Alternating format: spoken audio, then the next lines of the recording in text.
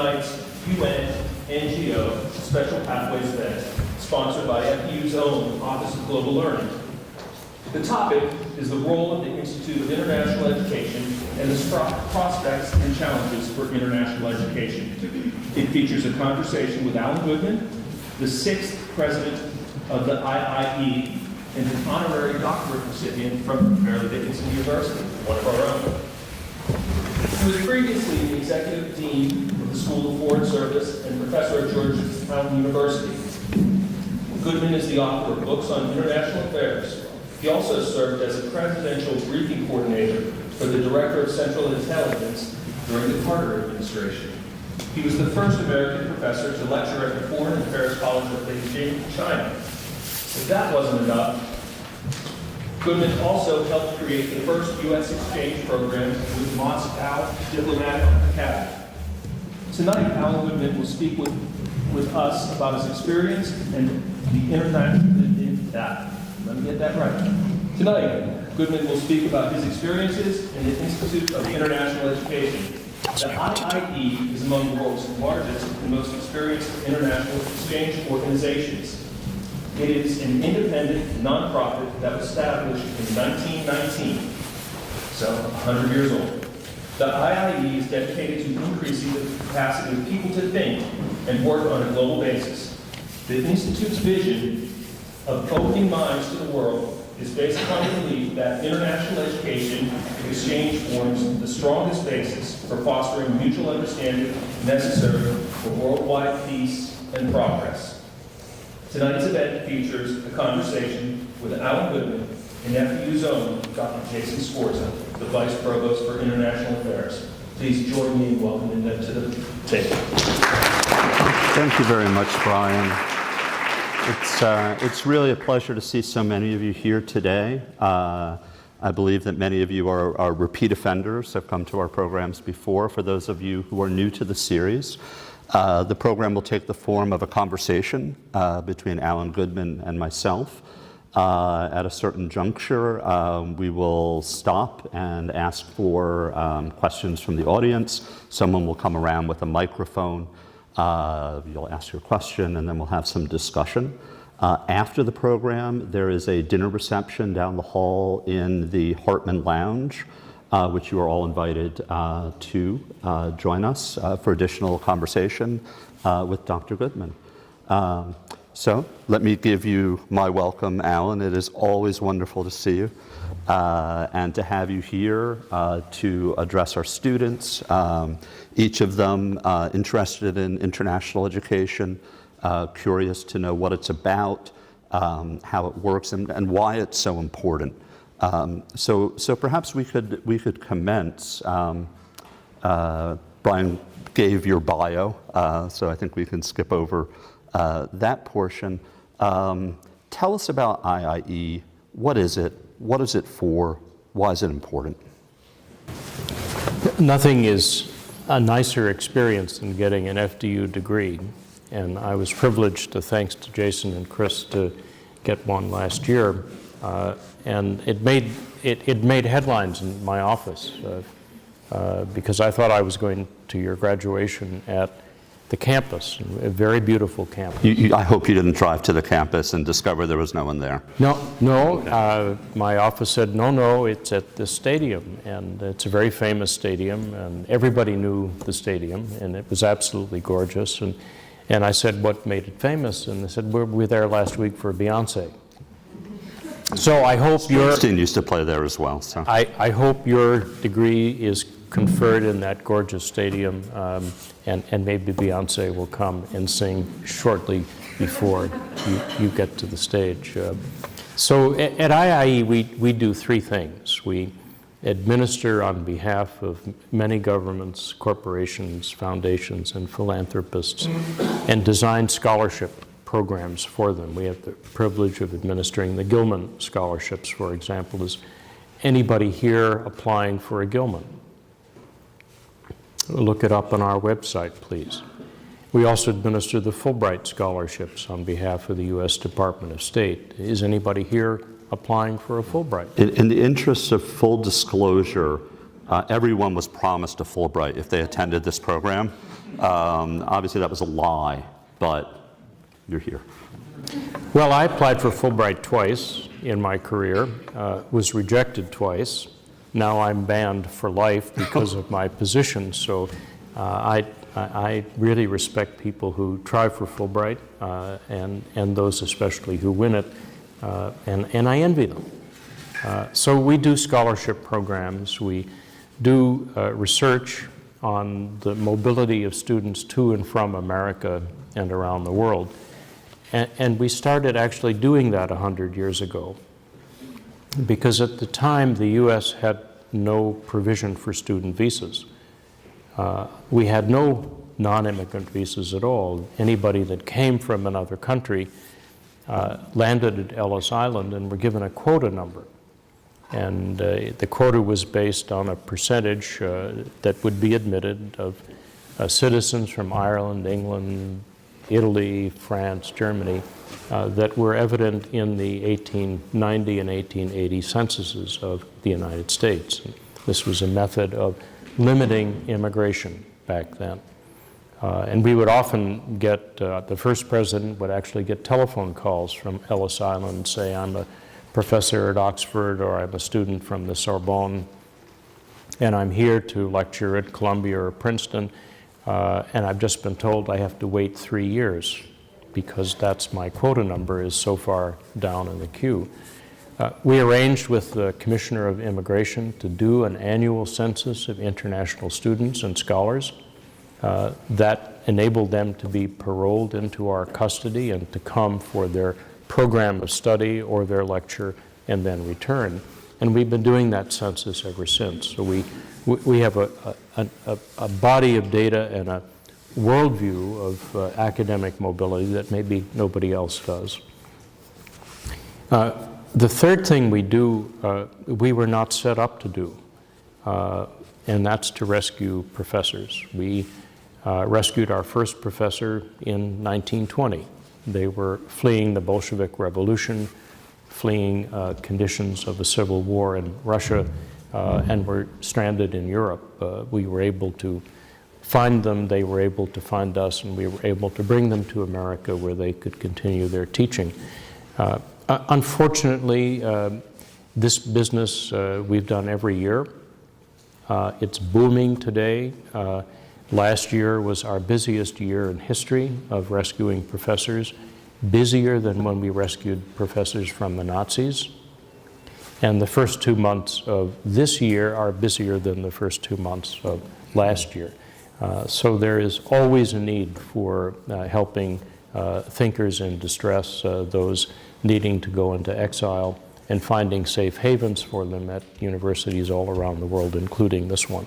So we have these three portfolios, and the striking thing about all of them is that in 1919, we were established to do none of them. And by 1920, within a year of our founding, we were deep into the business that we're in today.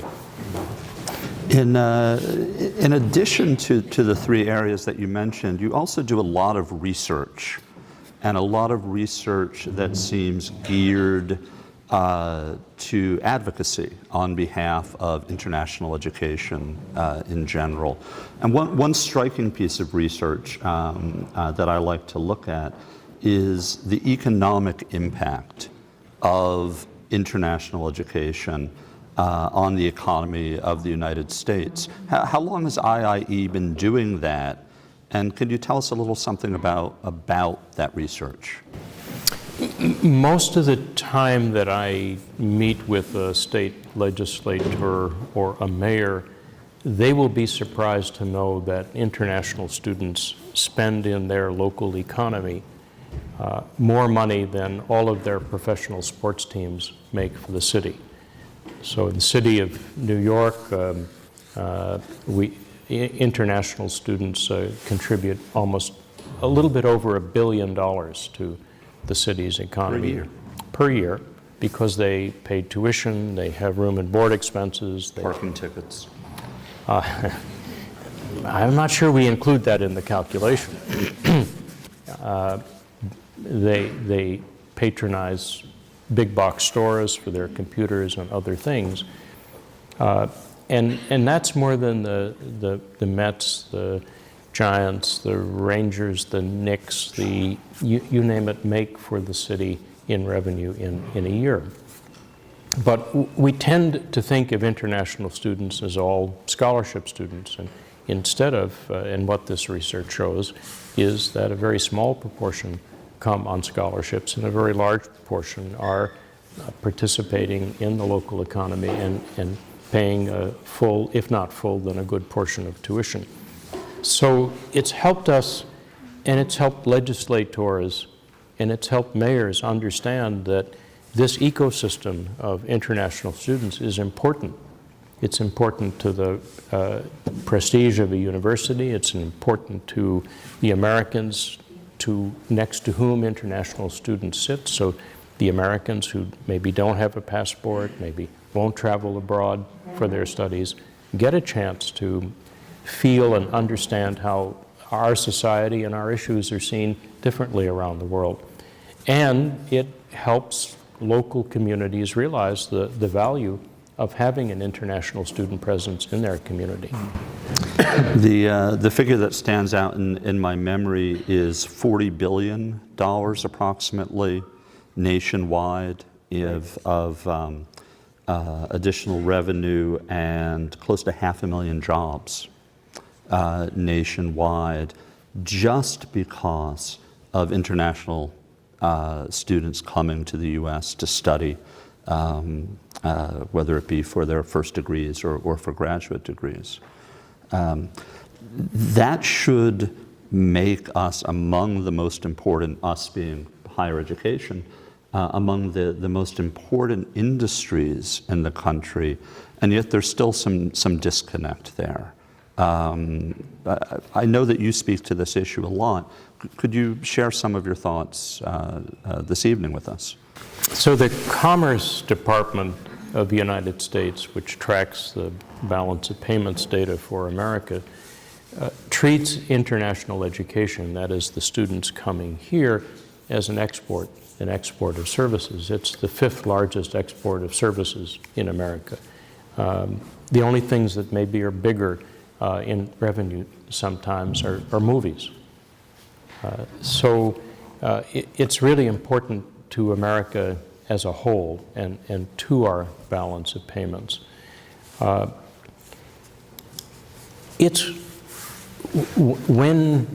when again you're engaged in advocacy, whether it's at the local community level, the state legislature, or in Congress in Washington, it's always good to remind the legislator of the contribution that international students make.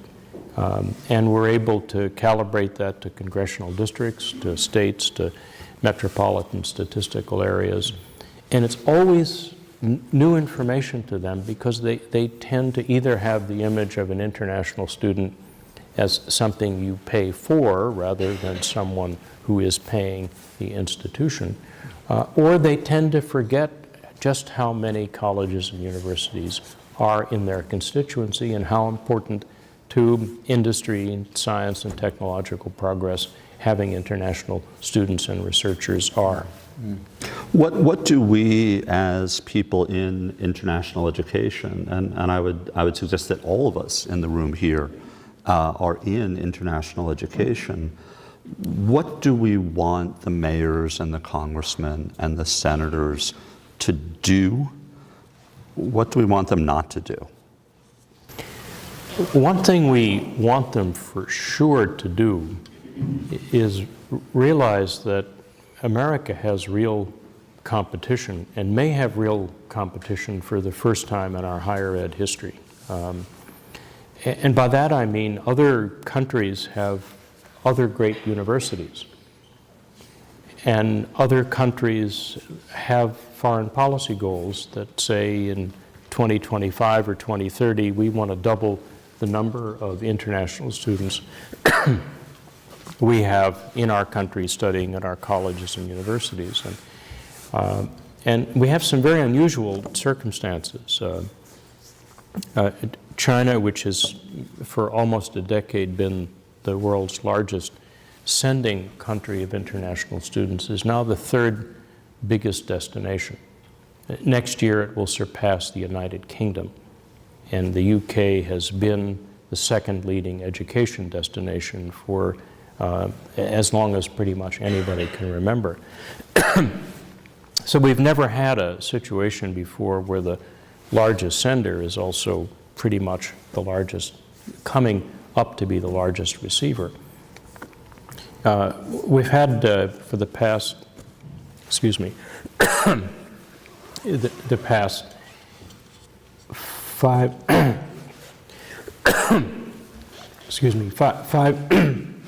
all right.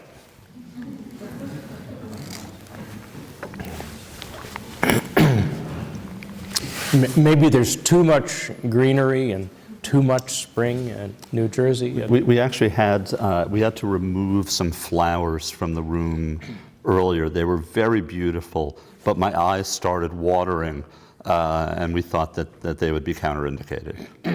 Thank you for that.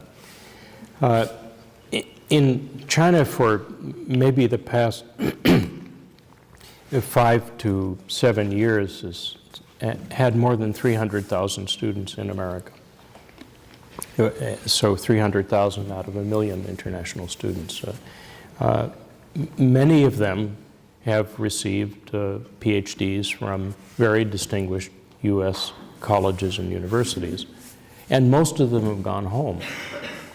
And so for the first time this year, there are more American-trained PhDs teaching in China than in America, which means you can go to a course in Beijing or Shanghai or Guangzhou taught by someone with a Harvard and an FDU or Rutgers, a Stanford PhD in English, and you can build whole universities based on the return of these accomplished students to their home countries. We've never had that before. More people in China speak English than people in America speak English. So we're going through a pre-revolutionary, maybe slightly revolutionary time in international education. And it's having an effect which is changing why one should study abroad, where one should study abroad. And every 3-4 years, I'll look at the list of the top 100 universities in the world.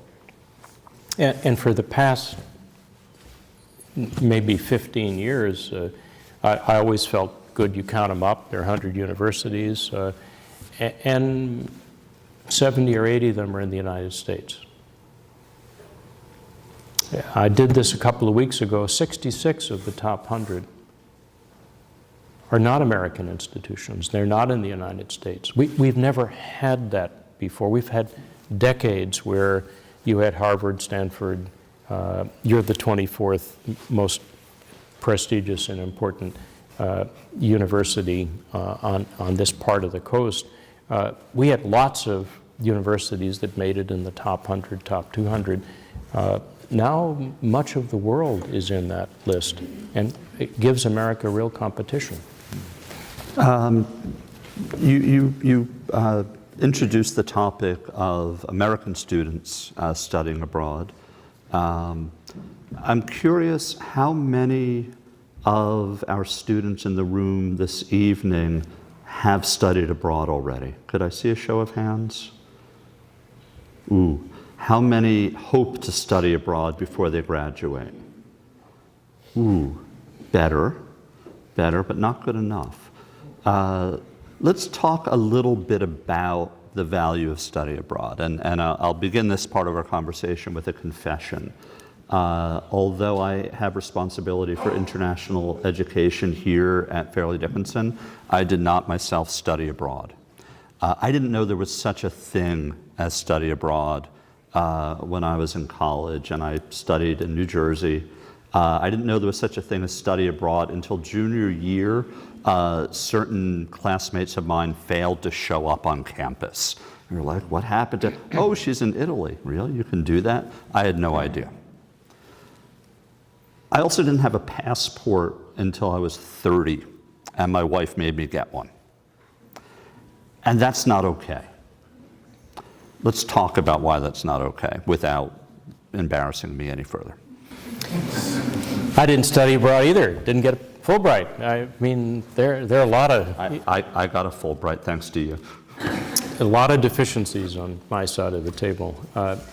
Let's take a little poll of the American citizens in the room. How many do not have a passport?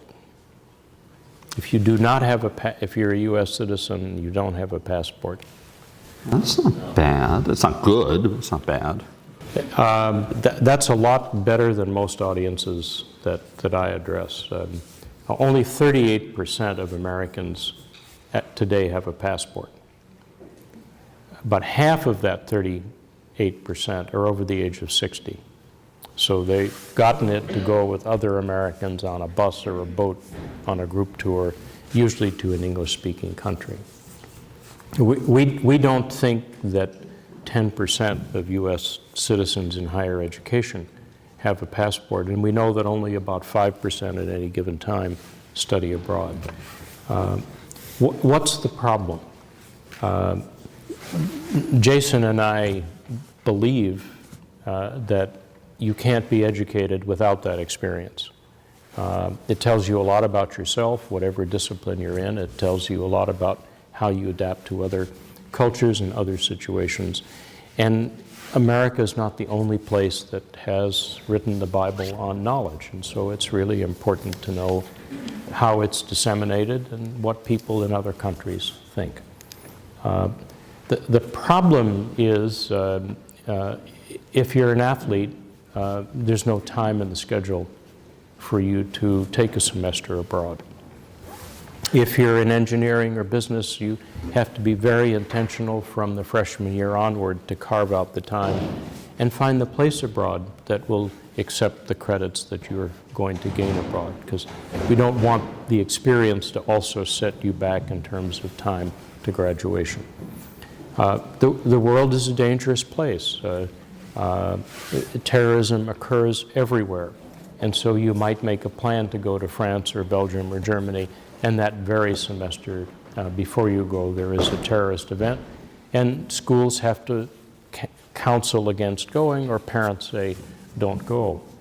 But the biggest obstacle, and I'm glad we have a Fulbright applicant and a professor of sociology in the audience, you need your professor to say, it would really be a good thing for you to study abroad. Let's figure out, you've got your passport, there's lots of programs, let's figure out how it might work for you.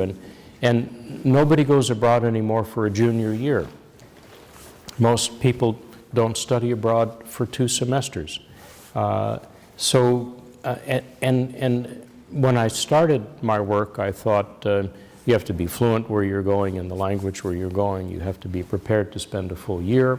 I'm happy if we can get people to get the passport and try for 2 or 3 weeks, because I know it will be transformative, and I know they will come back for longer experiences. But key to it is the faculty member who says, you got to get a passport. And once you do, we'll figure out how you use it, because that's as much a part of being educated as taking that 3rd accounting course. And you could even take that 3rd accounting course abroad. Apparently, I mean, don't tell our College of Business that, but it is possible. We hear a lot about the transformative quality of study abroad, and I always try to err on the side of caution when that comes up. The word study abroad changed my life. I'm not sure I want to tell our students that study abroad will change their life. It will certainly help them see their lives differently. It will certainly strengthen their comfort dealing with difference. It will certainly increase their independence and self-confidence. there are more measurable things, aren't there, that we can talk about when we talk about study abroad, as opposed to the grand epiphany of human transformation? Well, you get that too. And there's nothing wrong or bad with having an epiphany, but what students tell me is that first it changes the way they think of themselves. Maybe this is the first time when they say I'm an American, as opposed to I'm from New Jersey, or I'm from New York, or I'm from the South, or I'm from the Midwest. It changes how you define yourself. Everybody is homesick, and it's natural to be homesick. You miss your friends, you miss your family, you miss food, and you learn to adapt through that process. We expect an awful lot of international students who come here for 3 or 4 years, and maybe there isn't a great grocery store in the local town where you can get all of the ingredients to make something that tastes like home. But learning to adapt that way is critical. You may go to study abroad thinking you're going to be this, and you have an experience that causes you to change to be that. And it encourages you, especially if your professors help, to widen your perspective on what you can do. And most people in the world have actually never met an American. Now, there are a lot of people in the world, and there are not a whole lot of Americans. 330 million Americans, 7.5 billion people in the world. You can be the ambassador for a whole civilization, a whole set of values that can't be done simply inside an embassy or by virtual means. You can be a change agent in a community.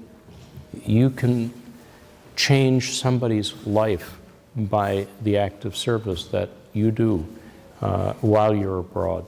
And the impact of that will be far greater than just the person you roomed with or just the person you taught with. I recently was in China and met a graduate student from Ohio State University. She was getting a PhD in environmental studies, and she was studying organisms in Chinese river water. Apparently, there's no shortage of organisms in Chinese river water. In a good way? Okay, let's move on. And she came to have dinner with a group of Fulbrighters in Beijing, and I asked her, how long did it take you to get from where you were doing your Fulbright to Beijing? And she said 3.5 days. I had to walk to a bus station, I had to take 2 buses, then I had to take a train, and she was way, way out in the Chinese countryside. And I said, gee, I feel terrible that you had to do all of that just to have dinner in Beijing with me and some of our staff. She said, oh, I didn't come to see you. I just learned that you were here. And then I said, you probably came with water samples to test. And she said, no. In the village where I live, which is very remote, is a little girl whose father was killed in a car crash. Her mother was severely injured, and the little girl was injured. And I came to arrange for her to get surgery from a hospital in Beijing because the mother can't move really, and the little girl will not survive without the surgery. That village of 5,000 people will never forget this Ohio State student who dropped what she was doing, arranged for surgery. The girl is a healthy 18-year-old girl today. She had this when she was maybe 12, 13 years old, would not have survived without the surgery. And I'm sure the Ohio State student finished her PhD and discovered a lot of organisms in Chinese river water. But 5,000 Chinese people in a village discovered that that's an American. They'll never forget that. And you too can have that experience as an American, because you will bring your penchant for leadership, your desire to do social service, your willingness to reach out and help other people, and it will have an impact that will last generations. And that's, in that sense, you can be a very powerful ambassador for what America represents and what you think it represents. Thank you. That's inspiring to me. I hope that, well, this is the advertisement portion of the show. We have study abroad programs here at Fairleigh Dickinson, and we try to make it possible for as many of our students as we can to have those experiences. What we are finding is that more and more students can't go away even for a full semester. They have family obligations, they have jobs and so forth. So we do put together many, many shorter experiences. And interestingly, the growth in interest in countries other than the UK, where we have a campus, has been quite remarkable. In just the past 7 years, we went from sending 0 students, for instance, to China being our second most popular destination for study abroad.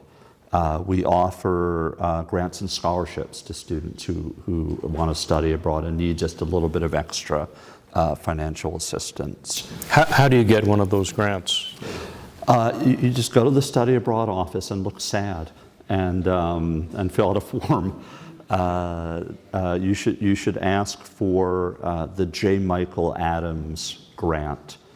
J. Michael Adams, our students today sadly never had a chance to meet him, but he was the university president when I came to FDU and for most of my career here, and a good mutual friend of Dr. Goodman and myself. The scholarship is named for him because that's what President Adams wanted for all of our students. He wanted to bring the world to you here. He wanted to launch you into the world. He wanted it in sometimes the worst possible way. So when you go in, ask about J. Michael Adams grants. How many have done that yet? How many promise me you'll do it this week? Just go in and see what we've got. Just this summer we have the UK. We have a program in Mexico on intercultural leadership. We have programs in China. My memory is not serving me well, but it's right downstairs in this building. So stop by. And there's nothing wrong with going to the UK, because by the summer it could be a different country, it could be part of a different continent. It's not so often you get an opportunity to see a country change and secede from something without a war. That's true. The last Brexit involved George Washington on his horse, didn't it? I think it did. Yeah, and honestly, the UK, there are so many subtle cultural differences having to do with perspectives about life, perspectives about work, perspectives about culture. There are so many differences that you could really, you can discover an entirely different culture.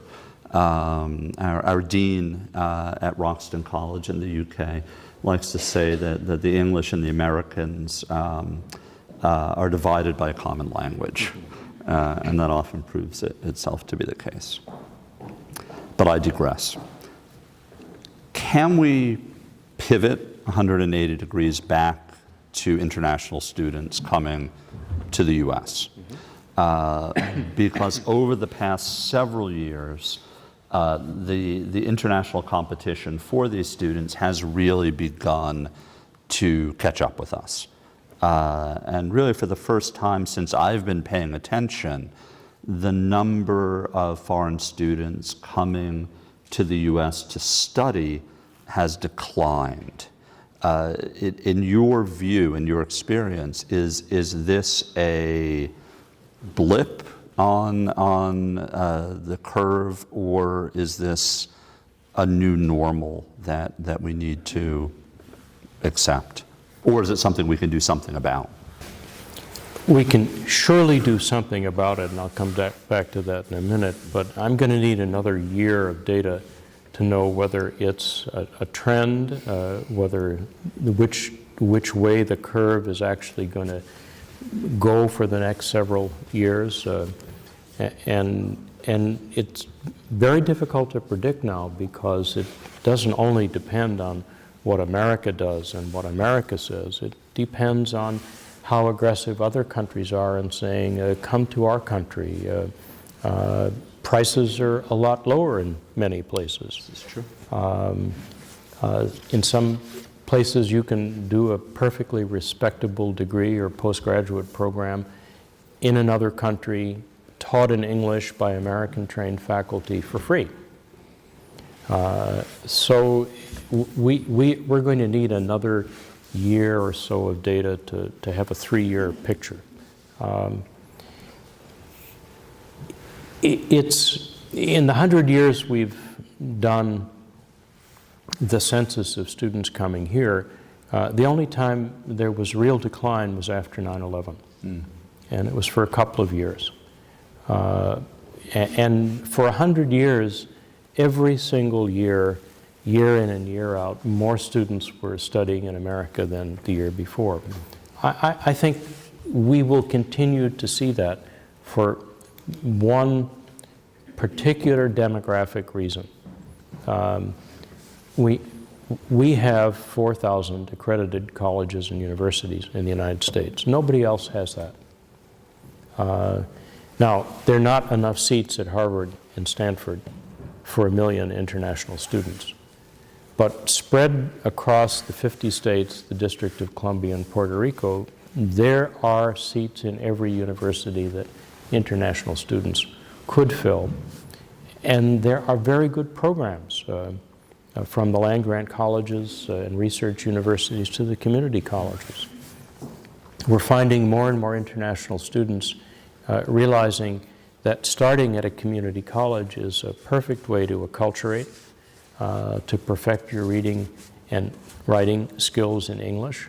And so many of them have agreements with the state institutions so that you can go 2 years in a community college, maintain a B average, and then transfer with ease into the rest of your 2 years at a 4-year institution. And people around the world, it's complicated because we have a very decentralized system. It's very mysterious. We have no Ministry of Education, no national exam. There's no secret authority that says you go here and you go there. Well, there is, but we're not allowed to talk about it.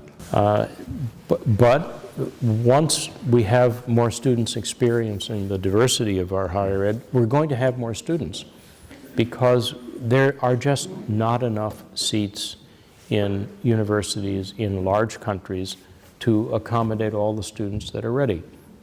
In the Brazilian public institutions last year, for every 1 student that got in, there were 66 qualified students that had no place. In India, there are 42 universities recognized. India is a big country, recognized by the University Grants Commission. When there's an admissions process to the Indian Institute of Management or Indian Institute of Technology, 1 million people take the exam, and maybe 100 get in. So the world is facing an acute higher ed shortage, and one of the few places where it's not in short supply is in the United States of America. So we could accommodate a lot more, and I think that will be our edge through a period where people may have questions about our costs or safety. And yet there has been a trend, a small trend, but a trend of universities in the United States establishing branch campuses in other countries. including the Middle East and in China and in Singapore. And of course, Fairleigh Dickinson established a branch campus in Canada, very exotic, but in another country. Where does that trend fit in to the overall picture of higher education in the world today? How important a factor is it now? What's your sense of how important it will be in the future? So to size the landscape just a little bit, 15 years ago there were about 125 branch campuses of anywhere in the world by any, not just American, but by any national university system. And today it's about double that. That's not a revolution, that's not a huge number. I don't expect to see a lot more growth in that. I think it is very difficult to transplant universities. It's difficult for faculty to accept it. It's difficult for trustees to accept the risk. So I don't think the solution to the shortage of seats in higher ed in most countries is that we will come and establish a branch campus. What I am, and I also don't think that virtual stuff is going to change everything and suddenly we won't have to go to college. Online degrees. What does bear watching is something that in the field we call transnational education. So in parts of China, parts of the Middle East, there are British universities with fancy, or Australian universities with fancy crests and school colors and interesting Oxbridgian, Warwickian kind of names that don't have a campus in the UK or Australia. But it is an export of the UK or Australia, lock, stock, and barrel to another country. There's no home campus. It is what it is where they are. And we may see more of this called transnational education, where countries export the whole thing. And that seems to be an area of growth, and it seems to be growing faster than branch campuses. Very interesting. To change subjects almost entirely, there was, as you know, the big admissions scandal in the United States, where it was found that people with lots of money were buying their way in to prestigious institutions, or buying their children's way in to prestigious institutions. Is there an international dimension or potentially international fallout of this sort of scandal? And I ask because we do try to project to the world an image of meritocracy, an image that our institutions are by and large impregnable to the sorts of corruption that many educational systems around the world regrettably experience as a norm. Is this something that will quickly pass out of the public mind? Or do you see this as something that has a potential to be a real problem? It's a great question for a philosopher to try to answer, and I'd be interested in Jason's views on this too. We're all flawed. All institutions are flawed. Tragedy is as much a part of life as anything else, as the Greeks taught us. And no system is perfect. We worry a lot about corruption abroad. And it's not that we want to say their system is corrupt and ours is not. We've realized humility through this and other crises is very important. But what does trouble me is in so many countries, there are people who will fill out your application for you, write your essay for you, submit a test score for you, and script you for a visa interview. And there are far too many families that have enough money to pay $5,000, $10,000, $15,000. I got admitted to MIT as an experiment. We went to one of the writers of applications, test scores, recommendations, and also someone who would have produced for a fee a letter admitting me to MIT. Now, I can barely add, subtract, multiply, and divide. And it was totally... They teach that, so... Totally, and it looked so real.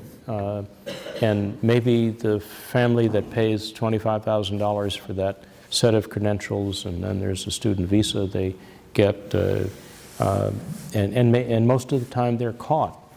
But I was struck at the quality of the fraud. I was struck at the depth of the essays that were written. So it is a global problem, and I have, thinking back to our own history, I mentioned in having to do the census to help enable international students to be admitted to the United States. That was 1920. In 1921, the Consular Service asked us to help them detect fraud in foreign applications. And for 30 years, we were a service to both American universities trying to evaluate foreign credentials and the State Department trying to evaluate what's a real university, what's not a real, what's a real application, what's not an application. So it has been with us for at least a century. And I think we're probably at the tip of the iceberg of learning how widespread these practices were. But it's not going to change the desire of people to have a degree that says made in the USA from an accredited college or university that they know their children are going to value. As a philosophy professor, I'm always troubled by sort of the fetish of meritocracy, which almost always conceals or camouflages very deep inequities that we render invisible. And wherever you start, it seems to me, whether you're starting in a village in China that can't provide medical care for a young child, or whether you're starting in a small town, in the sticks of New Jersey, as I did, I want to believe that opportunities can exist, but the mechanics of that, given the huge inequities of both financial resource and social capital, it renders that, a dream. Do we, as international educators, have a responsibility to somehow take that on more directly than perhaps we do? And what might that look like? That's an excellent question, and it goes to the heart of what scares me every night in the middle of the night, and that's what we do with all the people that are being denied this education and the opportunity because they're either poor or they're displaced or they're a refugee. And we've never had so many refugees and displaced people in human history than we have now. What's really scary about it is it's not largely women and babies. It's young men and women who are disconnected from education. They started some education, they started some university education, and they have no opportunity to get reconnected to it. If we're not careful, we'll have a lost generation. It will be the recruiting pad for the armies of the night, like ISIS and Boko Haram. And we don't want to live in that kind of a world where there are hundreds of thousands of young men and women that could have been reconnected to education and served by our institutions and simply don't have the opportunity. So this is the first time higher ed has had to cope or grapple with or recognize that challenge. The last time there were about as many refugees was after World War II. But gross enrollment rates in tertiary education before World War II were about 3–4%. It wasn't 25% like it is in Syria. I was looking at the numbers for Yemen the other day. Yemeni enrollment in higher education was almost 30% until the war came. So we've never had in the history of higher ed to worry about the refugees and the displaced people. Only recently in the past century did we worry about people who were denied because of educational opportunity and economic inequality. And we invented the great loan and grant programs. But this is a new level of challenge we've never faced before. And the lost generation is something that we will either cure or worry about for the rest of our lives. Is this something that institutions working either individually but more plausibly in consortia address directly and concretely? Yes, I think every institution of higher education should commit to take one refugee student and one displaced teacher. If we did that, we'd serve 50,000 people right away. There are 25,000 institutions of higher ed around the world, 4,000 of them here. That would be a darn good start.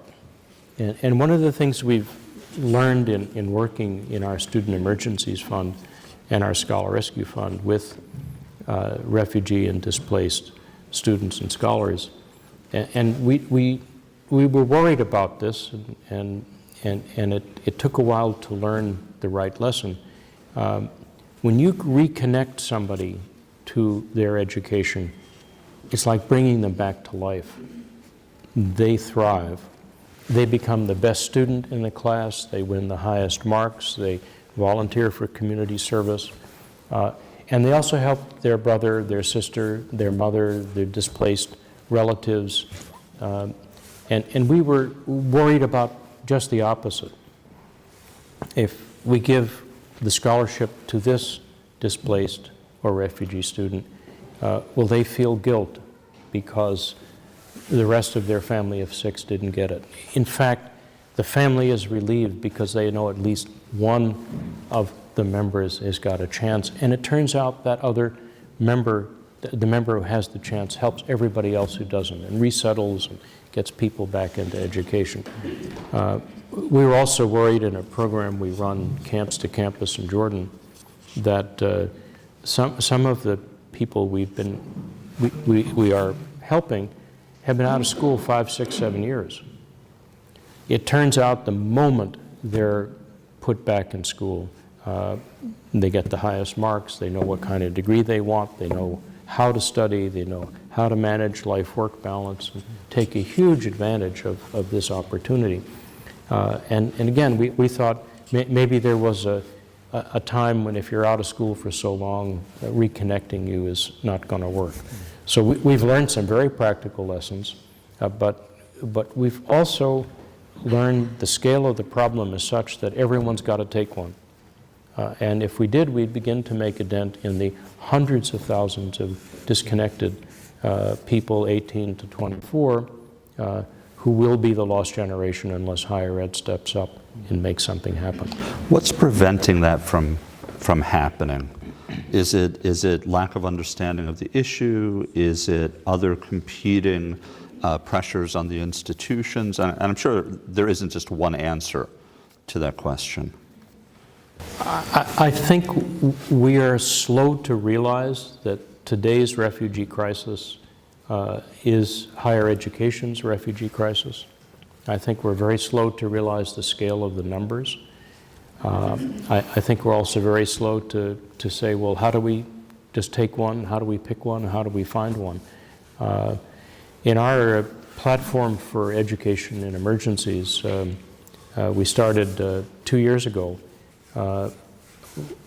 Last year we had 35,000 applicants.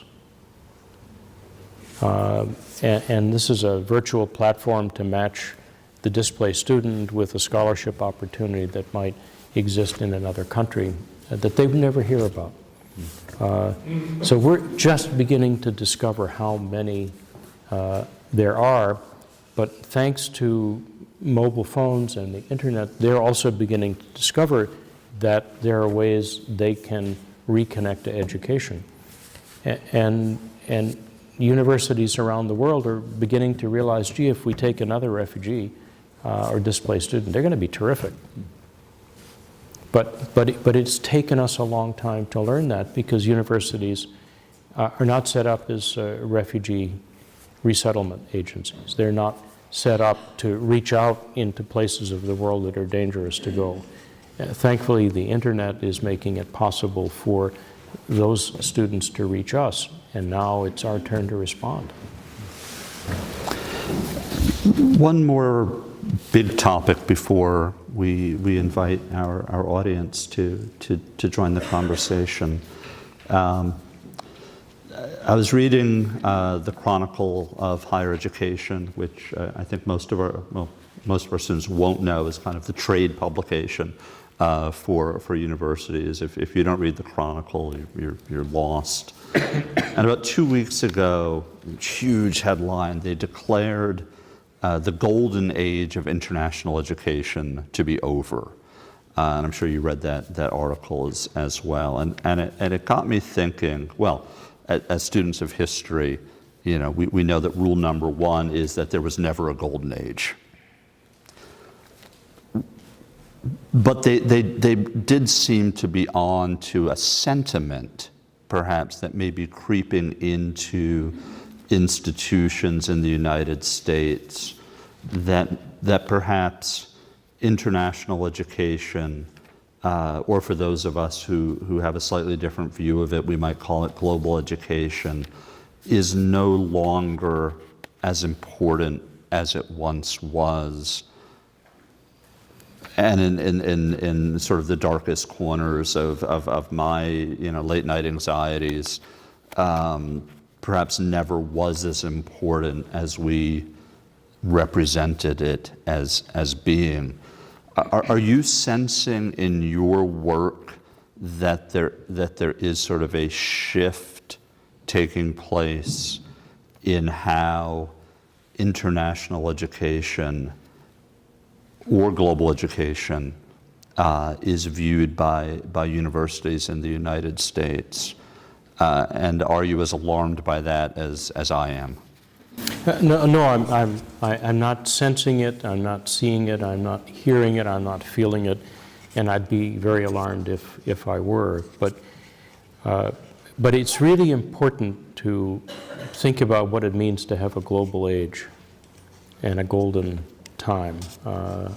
For our centennial, I undertook the merciless task of compiling a timeline of IIE's history, and each annual report is about 100 pages long. I didn't realize they were all so long. My job is to figure out what to put in, what to leave out, what to hope nobody notices I can put on the web. And so far I'm up to 1999, from 1919 to 99. I think we're about 50 pages of single-space text. I have nightmares about what I didn't include. And I realized in the process of doing that in roughly 100 years, we have had 4 really terrific years. Around 1928, there was a tone of optimism in the annual reports that until that point hadn't been there, and there was great hope. We were getting delegations from all over the world. People were loving each other. There was no war, apparently. And of course, the next year there was a stock market crash, a depression. And so 1928 seemed to be a good year. 1963, until Kennedy was assassinated, seemed to be another good year. Budgets were going up. People were talking about internationalization. The polls of American public opinion were saying engagement in the world is really important. There was a good year during the George W. Bush presidency, when he basically doubled funding to Fulbright and other programs. We have not ever had a golden age. And we've had apostles who have said internationalization is important, going abroad is important. They have always been pushing against the isms of not only our country, but many countries that say, don't go, don't let people in, not needed. And the past 100 years have been a nightmare of wars, conflicts that have made academic mobility difficult. So I take from this a great source of optimism, which is that international education works in all weathers. And you don't have to have a golden age and everybody loving each other for it to make a difference. It makes a difference to every student you open that door for, give the opportunity to, and that's our role as educators. Fabulous. Let's turn to the audience and see what they're thinking. Ashley, will you be running the microphone?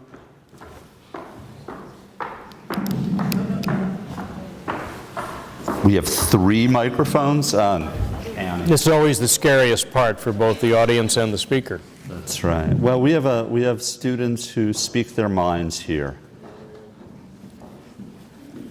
Also professors. Question and answer protocol. Please raise your hand. Ashley will rush to your side with the microphone, speak into the microphone, introduce yourself, and then ask your question and return the microphone. Did I cover everything? Okay. Who'd like to start us off? Oh, don't be shy. Hi, my name is Lauren. So as you discussed, there's a lot of ease and accessibility for U.S. students to go abroad and learn in English top classes, but for many international students getting degrees in the U.S., they don't have that same ease with language barriers and everything. How do you think universities can better accommodate international students? And if there was more accommodation, do you think that would attract better accommodation for language barriers? Do you think it would attract more international students? It's a really good question. Well, Lauren, thank you. I think every university, like every government, needs to have a foreign policy. And that means being intentional about how open and how international you want to be, where you want to get students from, and how you want to accommodate them when they come, what are their needs, and how do you make sure that all the Chinese don't live with all the Chinese and all the Indians live with all the Indians and Americans never get to mix. So it requires an intentionality from the strategic plan to the admissions department to the dean of students to the health service and who decides who lives in what dormitory. But most universities don't have a foreign policy because we built it, they'll come, or they're coming because the uncle came here, the aunt came here, the brother, the sister, and that's okay too. But if we're going to really take advantage of what international students bring to Americans and to our campuses, we have to be thinking about where we look, how we look, and how we help them. We finished for the Ford Foundation a very major program to help people with severe disadvantages, economic, ethnic, religious, physical, get a graduate education any place in the world. It was Ford's largest program, $400 million. 99% of the students completed their degree. 98% of them went back home. There are gold medal winners. There are top persons, and the focus was on social justice, that come from a poor, disadvantaged background and bring what you get in education back to the community and make a difference. We made one big mistake. We didn't require the universities where we placed the students to commit that after this 10-year program is over, they will intentionally search for students that are disadvantaged because of, and you name the mix of factors that do it. And what we proved to admissions deans is that these students make terrific students, just like refugee students do. What we didn't prove to them is that they got to go out and get them on their own after we show them how. So that's another dimension of having a foreign policy and being intentional. But every university has the privilege of doing that, and I think they're going to have to in this century. Another question, please.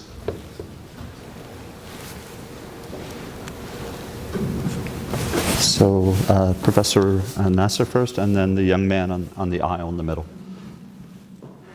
I'm Nasser, Professor of Sociology. I want to make a comment on what both of you have added to the discussion, where in regards to the question why Americans refrain from going abroad to study abroad programs and programs. From my experience, being born in another country and come here, lived for a while in Europe, traveled last year to China, and compare American students to other students across the globe, I see some major differences in the way the educational system from kindergarten to graduation in high school operates and what kind of curriculum students have. In most countries, when I was in China last summer, students there, the age of my students in this audience, knew more about the geography of the world, knew more about the history of the world, knew more about the languages and cultures of the world than my students. I'm not blaming my students for that. I'm blaming the system that they did not, basically that system did not prepare them for those adventures in life, and basically did not prepare them also to take part in the global development and global affairs as the future citizens of this country and the world as a whole. So having poor education in high school about the international knowledge, international or global history or culture, basically reduces the motivation of students, because most of us as human beings, we fear what we don't know, okay? Unless it's technology. Most people like technology, they rush to that and they don't fear it, but in general, we fear what we don't really know. And I experienced that in many countries. I worked in social psychology for many years in other parts of the world. So this is a common phenomenon. The other issue is the political context in which we live. The political context should not really instill in us fear about being others and meeting others and other cultures and other societies. Should encourage this kind of international celebration of differences and cultures instead of isolation, exclusiveness, and basically Americanization, only closing borders by all metaphorical means. And the last point I think it's important to mention too is the role of the media, how the media portrays outside borders of the United States. What kind of image do we receive about other cultures? Are they portrayed as important, attractive, exotic, worth knowing about? In most of the cases, no. And you compare it, on average, every year I go to Europe, participate in conferences about the educational system, and they talk about international education. They know about other cultures more. They devote almost a third of their curriculum to that aspect. While in here, we're basically preparing the students to beat exams instead of giving them knowledge and providing them with tools how to think and explore the world around us. Okay? Thank you very much. Maybe just two comments, if I could. Thank you, Riyadh, and nice to meet you earlier. If I were president of a university today, I would require all freshmen to enter with a passport. In fact, I'd use the passport for the ID card at the library, at the meal checkout counter, and so that people lived with and became familiar with that. And then I'd institute one requirement. You have a passport, you're going to get a degree, and 3, 4, 5 years from now, you have to show the registrar that you used the passport, period. You don't have to study abroad for your junior year, you don't have to go for a semester, you have to find a way to use the passport. Okay if you go to Canada, it's another country, but I think if we gave students both a passport and a requirement that they had to use it, we would learn a lot about who's going where, why, how, and many other alternatives that just weren't available when we were growing up. And I think you need a radical change like that to change our mindset because of what's not happening in the secondary schools. One of my, maybe the worst semester I ever had at Georgetown was when I volunteered to do appeals. And Why would anyone volunteer to do appeals? I have no idea. I probably lost my mind. And we had a requirement in the School of Foreign Service that everybody had to pass a test called Map of the Modern World. 100 questions on political, economic, and cultural geography. We gave the exam every semester, starting with the entering freshman classes and the entering graduate classes. I think entering freshman now, everybody was a valedictorian, everybody had SAT scores that were off the charts, everybody had top grades, everybody probably had traveled abroad. If we had 6 people in a class of 500 in the freshman year pass the exam, that was a miracle. I was doing the appeals of graduating seniors who had taken the exam 12 times and still couldn't get 70% right, even though they knew this stood between graduation and not graduation. And it told me how even the most privileged and the most fortunate students coming out of secondary schools, prep schools, couldn't pass the exam. You have a terrific school in one of these counties here that I've heard about, a public school. No matter where you came from, most students couldn't pass the exam. And we were still doing maybe 50 appeals in the senior year.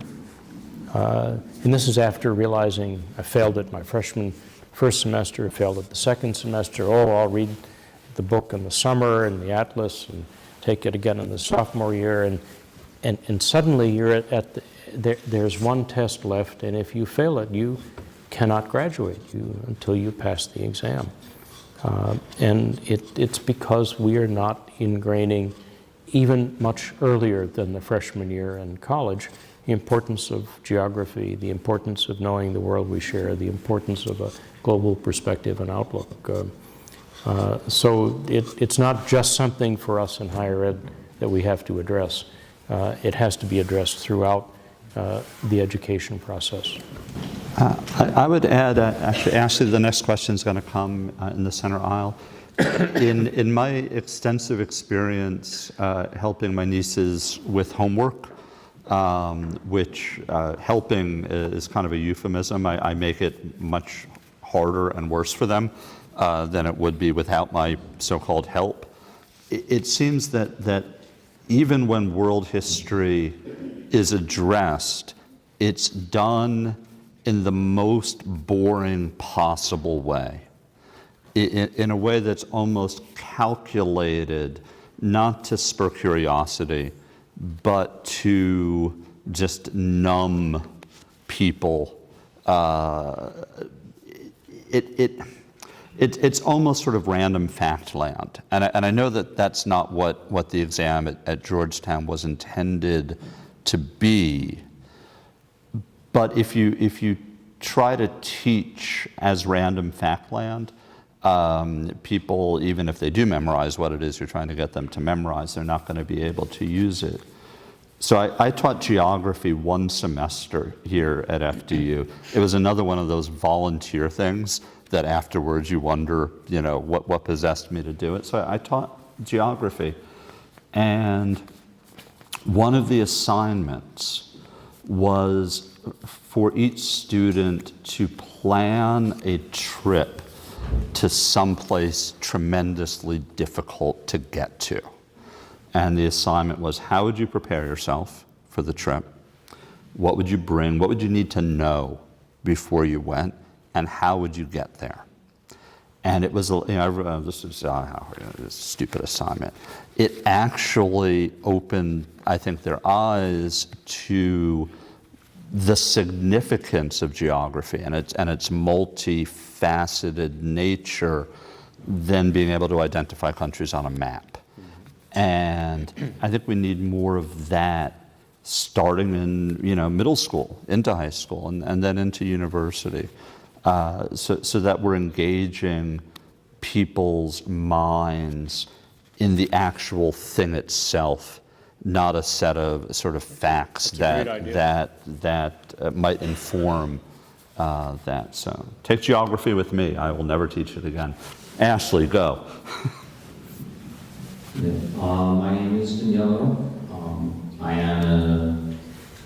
I studied 2 years abroad in Italy when I was in high school. International education is something that's very near and dear to me. I'm going to address this when I have to excuse myself when I'm asking just for the sake of completion. It's no secret that tuition costs in the U.S. are going up. I'm wondering how you think that's affecting people, college students in the U.S., how it's affecting their decisions to either study locally or go abroad, or maybe even how it's affecting international students to come to the U.S. Good question. Yeah, yes, thank you. And it affects both groups of students. But it is possible through the J. Michael Adams Scholarship Fund to relieve you of some of the financial burdens, the extra costs of going abroad.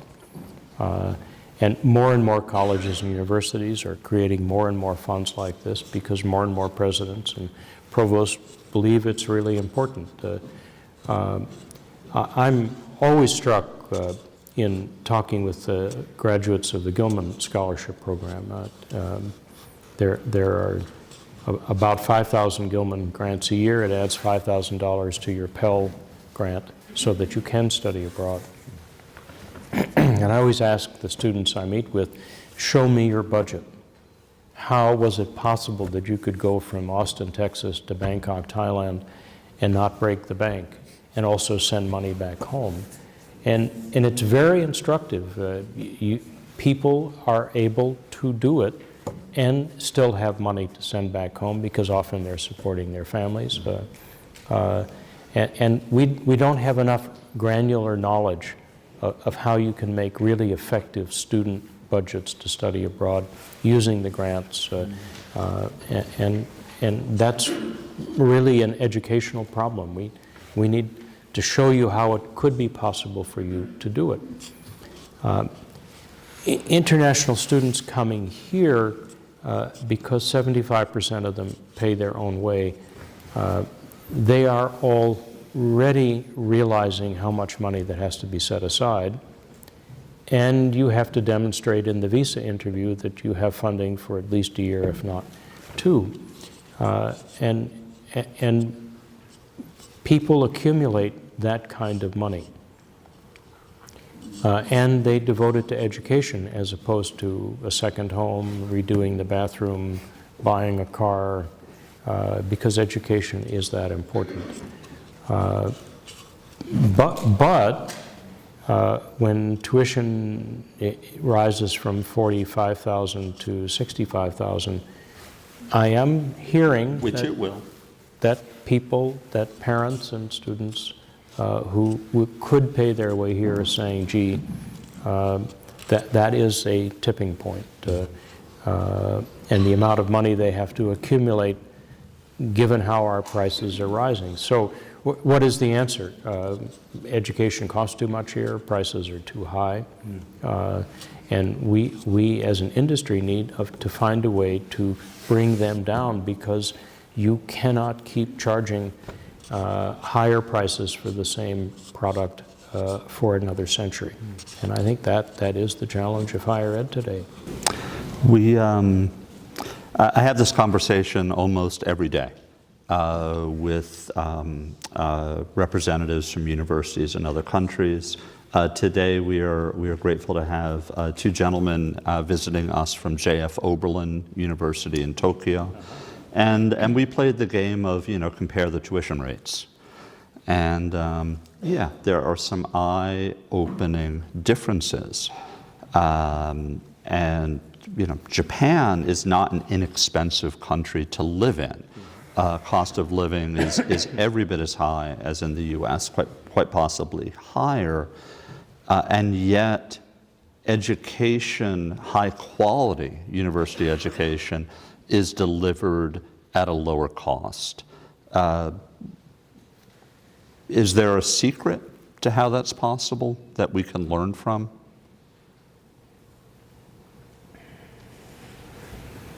And you're allowed to blame the government. Go. The government has no role in this, because every school sets its own price. Even public institutions in most states now set their own price. So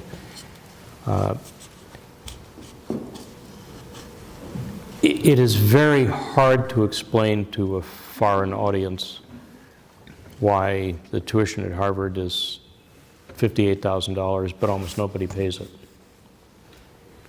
Or why the tuition at a school in the same state, in the same city, is $58,000 and pretty much everybody has to pay it. So we've not developed a way to explain to ourselves or to the public why these costs are rising. And until recently, we probably haven't had to, because the demand for higher education, especially from the international consumer, has been unending, always up, always increasing, and always willing to pay. We're in a new decade now, and I think that's going to change.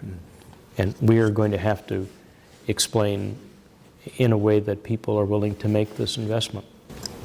Allan, before we bring this to a close, is there a topic that you wanted to touch upon that we have not managed to get to? Just a piece of advice to everybody, and I probably see 5 students a week from different programs or colleges or universities that want to get career advice. We had 17,000 applications for jobs last year at IIE. So people know us, people want jobs. And so often the student I meet with says, well, I know what I don't want to do.